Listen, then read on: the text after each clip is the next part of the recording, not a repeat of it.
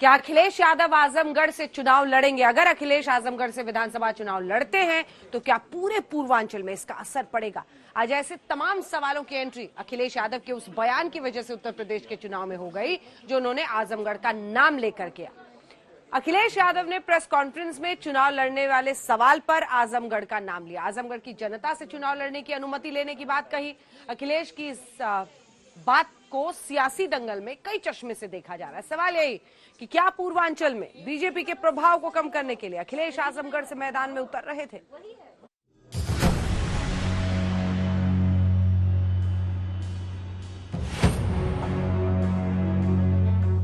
मैं आजमगढ़ की जनता से कहूंगा और पार्टी जहां फैसला लेगी वहां लड़ूंगी। और चुनाव पहले होना चाहिए, योगी जी से पहले लड़ लें चुनाव। अखिलेश यादव ने एक वाक्य में उत्तर प्रदेश के चुनावी दंगल में बड़ा दांव खेल दिया। इशारा कर दिया आजमगढ़ से विधानसभा चुनाव लड़ सकते हैं। इसे आसानी से समझें तो आजमगढ़ से सांसद और 2022 में समाजवादी पार्टी के मुख्यमंत्री उम्मीदवार पहली बार विधानसभा चुनाव लड़ेंगे। एक दिलचस्प जानकारी ये भी है कि 18 साल बाद यूपी चुनाव में बीजेपी और समाजवादी पार्टी के सीएम चेहरे चुनाव में किस्मत आजमाने उतरे हैं। अखिलेश यादव पूर्वांचल के आजमगढ़ से चुनाव लड़ सकते हैं तो गोरखपुर से बीजेपी ने योगी आदित्यनाथ के नाम का ऐलान पहले ही कर दिया है। मैं आजमगढ़ की जनता से अनुमति लेकर के ही चुनाव लड़ूंगा अगर चुनाव लड़ता हूं तो। नहीं, आजमगढ़ की जनता से अनुमति इसलिए लेनी पड़ेगी, वहां के लोगों ने मुझे जिताया है। गोरखपुर की जनता जनार्दन और कार्यकर्ताओं के सहयोग से अपने सभी वर्तमान और पूर्व जनप्रतिनिधि और पदाधिकारियों के सहयोग से भारतीय जनता पार्टी न केवल गोरखपुर में बल्कि पूरे प्रदेश के अंदर प्रचंड बहुमत की सरकार भारतीय जनता पार्टी बनाएगी। यह आप सबको देखने को प्राप्त होगा। अखिलेश ने आजमगढ़ से चुनाव लड़ने का इशारा तो कर दिया, लेकिन ऐलान अभी बाकी है। वैसे भी योगी आदित्यनाथ और केशव प्रसाद मौर्य के चुनावी मैदान में ताल ठोकने के बाद ही उन पर दबाव बनने लगा था। उत्तर प्रदेश के पूर्व मुख्यमंत्री और समाजवादी पार्टी के वर्तमान अध्यक्ष श्री अखिलेश यादव जी अपने परिवार में ही सफल नहीं हैं और प्रदेश के मुख्यमंत्री के रूप में भी असफल रहे हैं, सांसद के रूप में भी असफल हैं और उनको इतना लंबा समय भारतीय जनता पार्टी प्रत्याशियों की पहली सूची आई, हमारे माननीय मुख्यमंत्री जी का मेरा भी नाम पहली सूची में आया, लेकिन अभी भी कहते थे कि हमने बड़ा विकास किया है। जो विकास योजनाएं आती थी उस पर स्टिकर चस्पा करने का काम की हमने ये शुरू किया है और कोई विकसित क्षेत्र उनके द्वारा जो विकास किया गया उस क्षेत्र से उनके अंदर चुनाव लड़ने की हिम्मत नहीं हो रही है। यह जान करके मुझे आश्चर्य हो रहा है। ये मन से चुनाव तो नहीं लड़ने वो जा रहे हैं, भरे मन से चुनाव लड़ने जा रहे हैं, क्योंकि जिस तरह से भारतीय जनता पार्टी ने आदरणीय योगी जी को, आदरणीय केशव मौर्य को जो लड़ाने की बात की है, उसको लेकर कहीं ना कहीं एक प्रश्न तो वहां इनके और सदस्य उठा ही रहे होंगे कि आखिर आप क्यों नहीं लड़ेंगे चुनाव। तो अब भरे मन से ये एक अभी आवाज है, चुनाव लड़ना पसंद करते नहीं है। बैकडोर से आए थे तो बैकडोर से ही वो सत्ता पाए थे, इसलिए मैदान में जाने वाले लोग जो होते हैं वो मैदान में हमेशा दिखाई देते हैं। भारतीय जनता पार्टी का एक एक कार्यकर्ता सेवा भाव के लिए मैदान में रहता है और ये स्वार्थ के लिए आज और या मजबूरी के तहत चुनाव में जा रहे हैं तो उसका परिणाम उनको पता है, अच्छी तरह से पता है। विरोधी इसी मुद्दे पर अखिलेश पर सियासी तंज कस रहे हैं, लेकिन अखिलेश यादव ने पहले भी चुनाव लड़ने का इशारा कर दिया था। माना जाए कि अखिलेश यादव 2022 का विधानसभा चुनाव लड़ने जा रहे हैं। पार्टी तय करेगी, मैं चुनाव लड़ूंगा।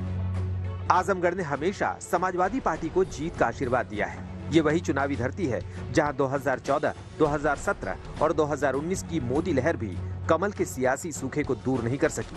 अगर अखिलेश आजमगढ़ से चुनावी मैदान में उतरते हैं तो इसका संदेश पूरे पूर्वांचल में जाएगा। वही पूर्वांचल जहां अखिलेश परिवर्तन का नारा बुलंद कर रहे हैं और इसी नारे के नीचे ओम प्रकाश राजभर बीजेपी को पूर्वांचल से साफ करने का दम भरते हुए सुनाई देते हैं। इस बार किसान की लड़ाई में और वेस्टर्न यूपी में वो साथ हैं। भारतीय जनता पार्टी का सूरज पूरब में डूब जाएगा। पूर्ण बहुमत की सरकार बनने जा रही है। अखिलेश यादव एकदम डंके की चोट पर। मैं जाके बांदा, चित्रकूट, हमीरपुर, जालौन, उड़ई, झांसी देखा। मैं आपके साथ जालौन, यहाँ जौनपुर देखा न। हम आपके उनके साथ रह करके अकेले भी अकेले भी 50,000, 60,000, 40,000 की भीड़ ओम प्रकाश राजभर को सुनने आती है। ठीक। तारीखों का ऐलान हो चुका है। अब बारी आर पार की चुनावी लड़ाई की है। मोदी योगी की जोड़ी भी आजमगढ़ की अहमियत समझती है, जिसकी गवाही पूर्वांचल के बार बार दौरे ताल ठोक कर दे रहे हैं। ये पावन धरती का पूर्वांचल एक्सप्रेस वे के सौगात मिलत बा, जैके आप सब बहुत दिन से अगोरत रहीन। आप सभी का बहुत बहुत बधाई। 2022 के यूपी चुनाव में बीजेपी और समाजवादी पार्टी में सीधी टक्कर है। इस जंग को जीतने के लिए बीजेपी विकास और डबल इंजन की सरकार का दांव चल रही है। अखिलेश बीजेपी के इसी दांव को फेल करने के लिए अपनी तैयारी कर चुके हैं और उन्होंने चुनावी बिसात बिछा ली है। जो गिनती हम लोगों ने बताई थी, मंच पे बैठे हुए लोग और यहाँ पर आए हुए सभी हमारे साथी और जो लोग समाजवादी रास्ते पर हैं और अंबेडकरवादी लोग हैं, ये दोनों लोग मिलकर के हो सकता है आक्रोश का साथ ले लेंगे तो हो सकता है 400 सीटें भी ये गठबंधन जीत जाए, क्योंकि जनता बैठी है बदलाव के लिए बैठी है। जनता बदलाव के लिए बैठी है, जनता परिवर्तन चाहती है। पहले बीजेपी के बागियों को तोड़कर चुनावी खेल में नया रोमांच भर दिया और अब पूर्वांचल की सियासी गणित को साधते हुए आजमगढ़ का पासा फेंका है। देखिए, चुनाव में हर एक व्यक्ति को उतरने का अधिकार है। वे अपनी पार्टी की तरफ से अधिकृत प्रत्याशी बने, ये हमारी भी कामना है, उनको बनना चाहिए।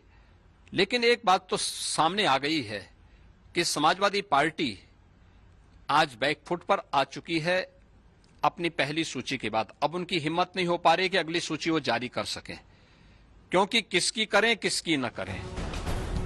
वैसे आजमगढ़ सीट को देखें तो 2014 में मुलायम सिंह यादव यहां से सांसद रह चुके हैं, जबकि 2019 में आजमगढ़ की जनता ने अखिलेश को दिल्ली भेजा। समाजवादी पार्टी के लिए आजमगढ़ कितना जरूरी है, ये अखिलेश बताना और समझाना नहीं भूलते हैं। और जो जन सैलाब दिखाई दे रहा है, ये बहुत दिनों बाद समाजवादी पार्टी के लोग एक साथ इकट्ठे हुए हैं। इतनी बड़ी संख्या में हम लोग पहली बार इकट्ठे हुए हैं। हम लोग जब ऊपर से देख रहे थे, कोई सड़क आजमगढ़ की ऐसी नहीं है जिससे लोग ना आ रहे हों। पूरी की पूरी सड़कें भरी पड़ी थीं। और केवल मैं नहीं महसूस कर रहा हूं, यहां बहुत सारे लोग जो वरिष्ठ नेता हैं वो महसूस कर रहे हैं कि आज ये मैदान छोटा पड़ गया है। हमारी पार्टी के कार्यकर्ता, हमारी पार्टी के समर्थक भारी संख्या में दिखाई दे रहे हैं। उत्तर प्रदेश में जब मोदी की आंधी का अंदेशा था, तब आजमगढ़ से ही अखिलेश यादव ने देश बचाओ का नारा दिया था। जो रैली होने जा रही है, देश बचाओ देश बनाओ रैली, ये ऐसे समय पर है जब हम लोग लोकसभा की तैयारी कर रहे हैं और हम समाजवादियों के ऊपर बड़ी जिम्मेदारी है, क्योंकि इस पर आपने देखा होगा हम लोगों ने जो पोस्टर बनाया था उसमें लिखा है जागो समाजवादियों।